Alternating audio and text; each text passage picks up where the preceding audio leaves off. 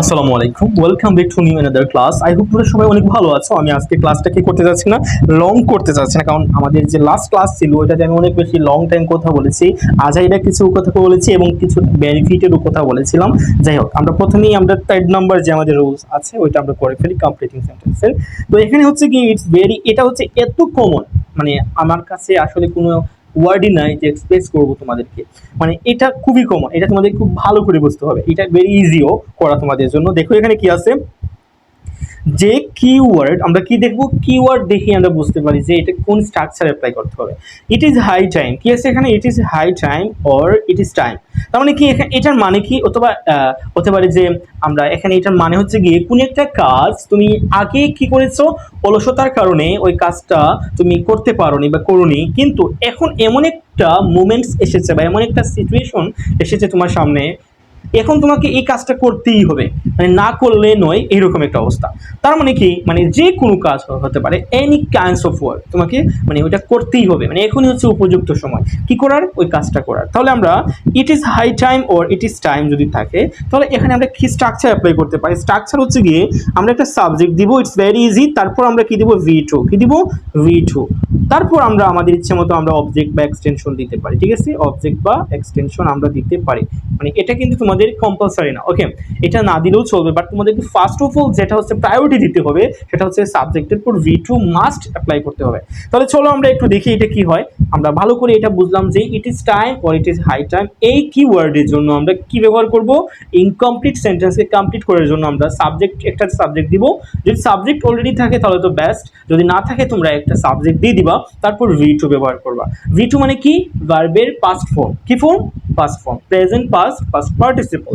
ওকে, তাহলে আমরা একটা এখানে যে কোনো একটা দিই, এখানে আমরা কি অ্যান্সারটা করব যে it is high time, we দিব আমি এখানে, উই সাবজেক্ট, তারপর কি একটা ভার্ব, মানে কোন কাজটা করার উপযুক্ত সময়, এখন হচ্ছে কি পরিবর্তন করার, কি করার, পরিবর্তন করার বা পরিবর্তিত হওয়ার সময়। তাহলে আমরা পরিবর্তনের ইংলিশ কি, চেঞ্জ, আমরা এখানে চেঞ্জ দিব, চেঞ্জের পর হচ্ছে কি এটা V2 হবে, চেঞ্জ, কি হবে, চেঞ্জ। তাহলে we change, it is high time we change the world, কি হবে, ওয়ার্ল্ড, মানে বিশ্বকে পরিবর্তন করার এখনই হচ্ছে উপযুক্ত সময়।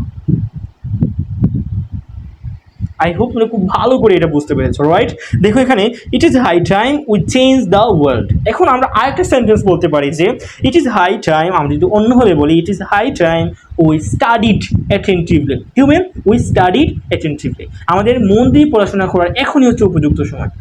বুঝে গেছে, আচ্ছা ওকে। তারপর কি হতে পারে যে এখন হচ্ছে কি তুমি অনেকক্ষণ রান্না বান্না করো নাই বা রান্না বান্না করা হয়নি, লেট হয়ে গিয়েছে, এখন এমন একটা সময় আসছে যে তোমাকে রান্না করতেই হবে, তাহলে এখন তুমি কি করবা, এখনই হচ্ছে উপযুক্ত সময় আমার রান্না করার। তাহলে কি হবে, ইট ইজ হাই টাইম, কি হচ্ছে, ইট ইজ হাই টাইম।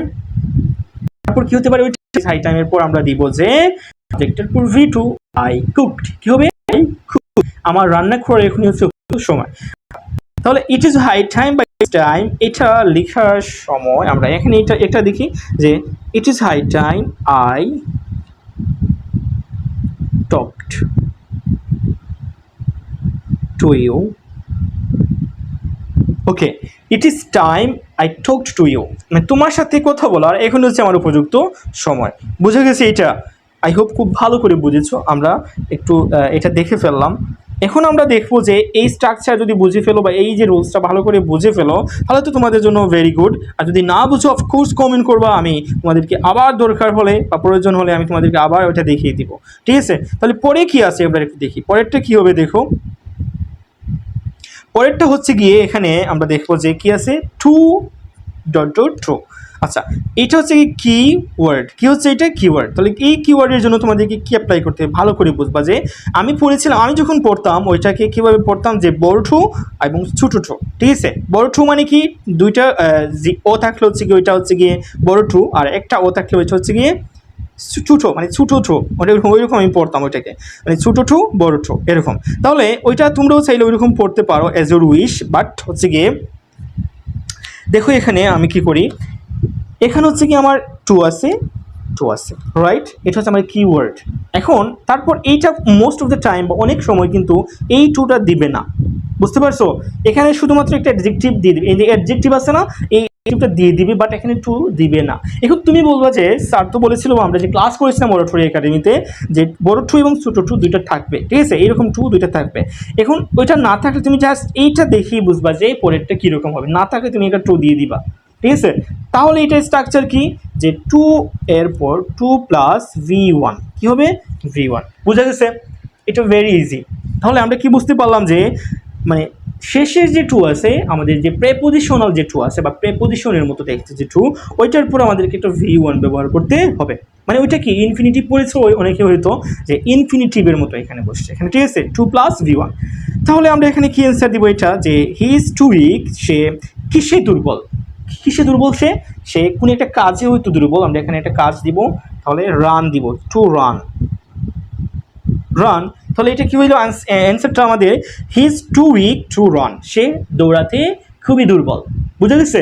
আচ্ছা ওকে, এখন হচ্ছে গিয়ে আমরা পরেরটা দিব যে আমরা এখানে কিন্তু আরেকটা দিতে পারি, এরকম হলে আমরা he is too weak to carry the luggage, ঠিক আছে, ক্যারি কোনো কিছু ক্যারি করার জন্য বা ক্যারি দ্য ব্যাগ, মানে কোনো একটা ব্যাগ বা থলে ওইটা মানে বহন করার জন্য সে খুবই ওইটা বহন করতে খুবই দুর্বল, ঠিক আছে, এরকম হচ্ছে গিয়ে। তারপর হচ্ছে গিয়ে he is too weak to কি রাইট, সে লিখতে খুবই দুর্বল, বা স্টাডি পড়াশোনায় খুবই দুর্বল, ঠিক আছে, এরকম টাইপের তুমি দিতে পারবা। বা স্পিক মানে কথা বলায় খুবই দুর্বল, তোমার মতো করে তুমি দিবা, ঠিক আছে।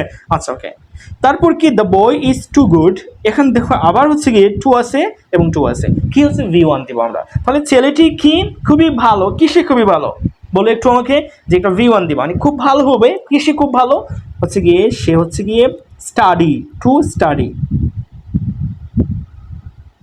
পড়াশোনায় ছেলেটি খুবই।